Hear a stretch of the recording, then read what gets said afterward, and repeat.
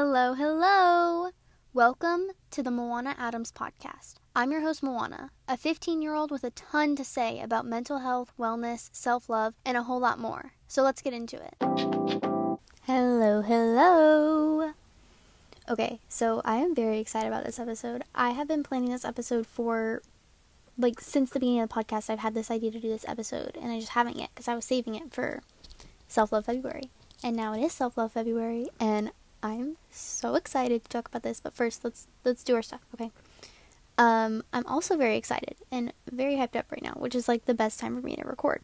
But that is because tonight I'm going with my friend Kate and my dad, and we're going to the Claire Rosencrantz concert in Midtown Atlanta, and I'm very excited for that. We've been waiting for... I've known about the concert for 5 months, and my aunt and uncle got me tickets for Christmas, and I'm super excited. And I'm also excited because Monday is President's Day, so I have a day off, and we're going to... my parents' office has a recording studio, so I'm gonna do a ton of recording on Monday, which is also very exciting because I feel like I've been super behind, and I'm excited to get ahead. So yeah, I'm super excited for stuff coming up. Let's do grateful. I am grateful for the blinds people coming, window blinds people coming to our house today to get us a quote and do measurements or whatever, because we don't have any. All of our windows are completely open. We don't have curtains or anything. And my room faces the street where there's a daycare, so I have to change in my closet. And it's very stressful, and I'm excited to have blinds in the house that we can close off and not feel like the children across the daycare are gonna watch me change. So I'm very excited, and I'm very grateful that they are here today. And my currently loving, if you are not a Gen Z, if you're not around my age, this is gonna sound probably so weird, but my currently loving is taking my phone in the shower. I think this is a generational thing. Everybody that I know, my age, takes their phone in the shower with them. And I've always been against it, but then I started doing it recently. And it's the best thing ever.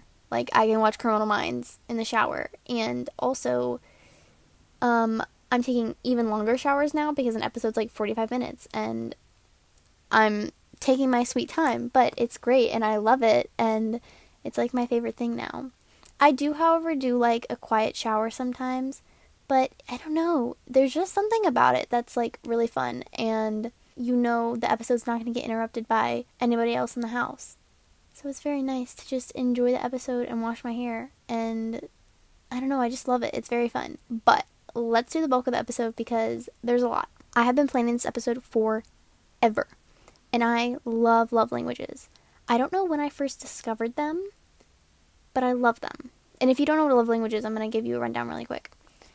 So, the definition, I guess, for it is the different ways that people receive and express love in a relationship. And there's 5 of them. Words of affirmation, gifts, acts of service, physical touch, and my number one, quality time. And I love recognizing them and using them to, keep relationships healthy. I force most of my close friends to take it because it's very important to me, and I feel it's very helpful to know each other's love languages in a relationship. I always tell people at some point what mine is because I feel it's good for people to know, especially when they understand how to utilize it. It's so helpful. I use it with my friends a lot, and I keep, I know whose is whose, and it's just very important to me, and I'm going to get into a little bit of, how I use it. But it's something that is just so important to me, and I think should be important in every relationship. It just allows you to have a better understanding of not only yourself, but the other person. And if they can understand you better, it's going to keep the relationship happy and healthy. If you haven't already taken the quiz, go take the quiz right now. And I'm going to take it with you because I haven't taken it in a while, and I think it changes. As you get older, it definitely will change. There's only a few questions. It doesn't take that long because I'm going to do it with you right now. And while we take this, I'm going to tell you a story a short story that happened to me a couple weeks ago. And I'm also going to give a trigger warning. This is talking about food and body image and stuff. Just to let you know. But this was recently, like 2 weeks ago. So I was at an event with my mom at her office. And it's catered. It's a catered event. A sponsor at her office. They bring lunch for everybody at this event that's like all day long. And I did not want to go to this event. And my mom said that if we went and the food was not like a great option, that we could go get food. Or we could order food and have it delivered to the office so I could eat. And they brought pizza. And I don't have anything against pizza. I'm just not a huge fan. It makes me feel like really sick when I eat it sometimes. And today I was definitely not feeling it. My mom's assistant, I guess, is what she calls her. Her name is Rebecca. But she works for my mom and she helps her with a lot of different things. And she went to go pick up Panera. And my mom was like, okay, she can get you food too, since I did not want pizza. So I got a pick 2 with salad and a mac and cheese and bread. And she came back and it was like the end of like our lunch-ish time.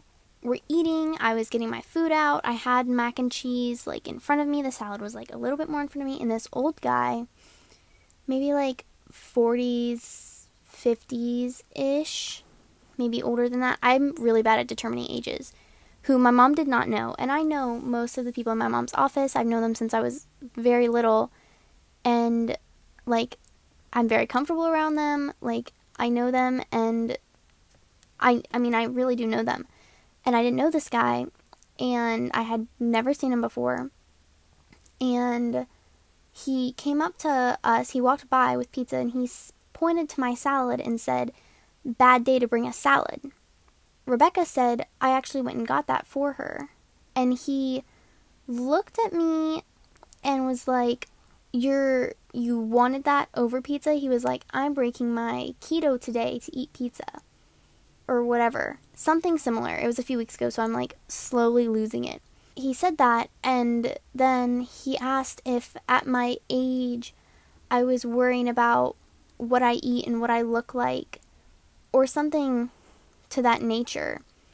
And I was like almost shocked that he was even speaking to me, because my mom did not know him. She was engaged in a conversation with someone else next to her and wasn't really hearing it. And I was trying to get it over with as fast as possible, because I'm like, we're in a professional setting. I can't say anything that I want to say right now. And it caught me off guard so much. And so then he said something else about me being like 20-something. And I mean, it was very odd and very uncomfortable.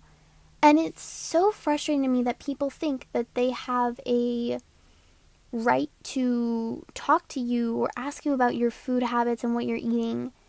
And it took me off guard, but also, like, burned a fire under me a little bit, because I'm like, why do you think you get to say that to me? And I, luckily, am my relationship with food, I understand it, and I know a lot about mental health and how it relates to food.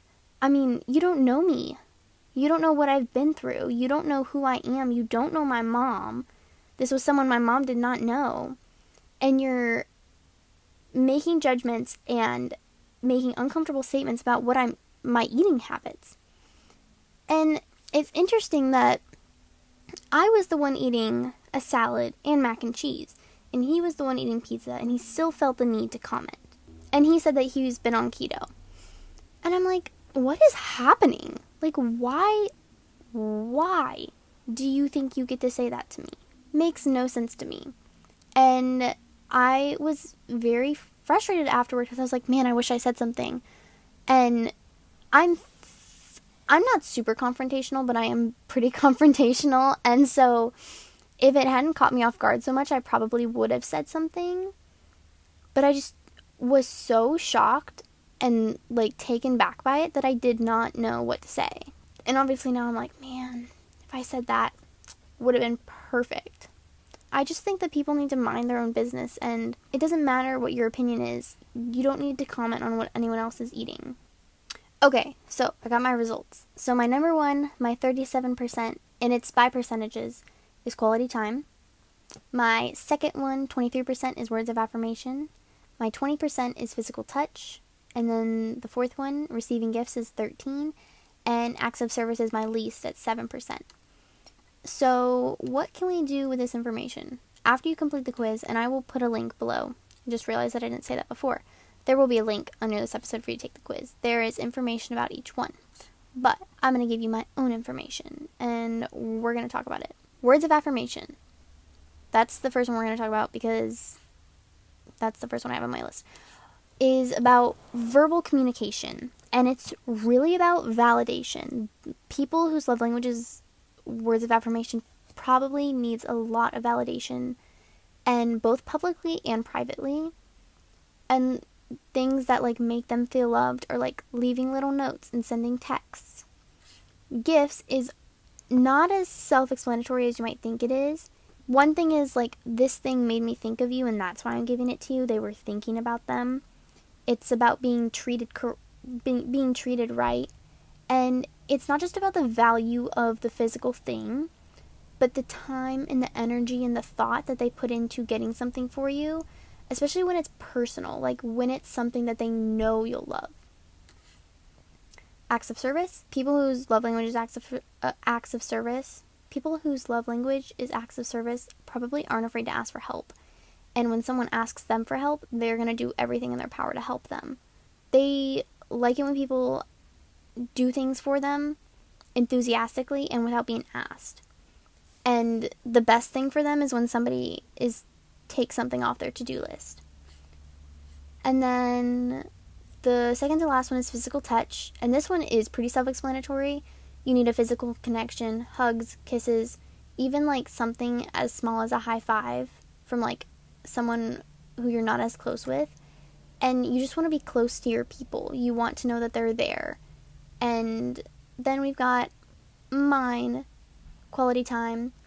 And I think quality time, obviously I have the most information on this one, but it's about dedicated time and like undivided attention. I know one of my like biggest pet peeves is when I'm hanging out with someone and it's just like they're on their phone the whole time, or they're talking to someone else on the phone, and I'm like, this is my time. We're supposed to be hanging out. Like, what's going on? And I also think that I struggle with this so much because I think it's again a generational thing. Like when people around my age hang out, we're scrolling next to each other. Like, that's just how it is sometimes, and I really struggle with that. But it's about dedicated time and doing things. I like to go on little adventures and just focused time. And we can really use this in relationships and with ourselves. When we're using it in a relationship, think about when someone or someone you know needs a little extra love. You know what's best, what you can do, whether it's to give them your time, energy, physical touch, gifts, words. You know what the best way to give them love is and to make them feel appreciated. And also building your relationships around these things.